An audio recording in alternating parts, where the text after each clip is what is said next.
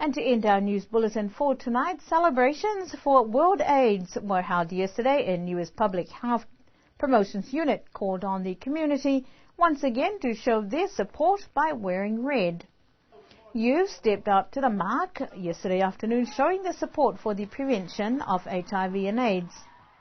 The theme for this year is Universal Access and Human Rights, and a concert was held at the Commercial Center, open to youth groups to come up with creative ideas of delivering the message of prevention to keep Niue HIV and AIDS free. AIDS affects everybody. It spreads through dirty needles, dirty blood and unsafe sex. No race, creed or anybody from a socio-economic status is protected. It is not just about youth. It is about us all protecting ourselves and making sure we keep ourselves safe.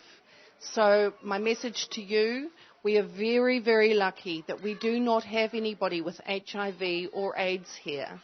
But if one day we did, we could not judge them. It is not a disease that they have inflicted upon themselves, but they could have prevented it by keeping themselves safe. So our message today is please keep yourself safe.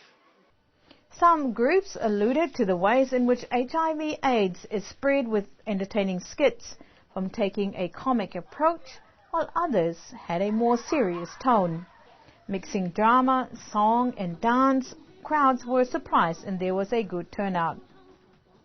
Minister Jacobson was happy with the delivery and assured youth that should they ever require medical help, that the hospital and services are open to them.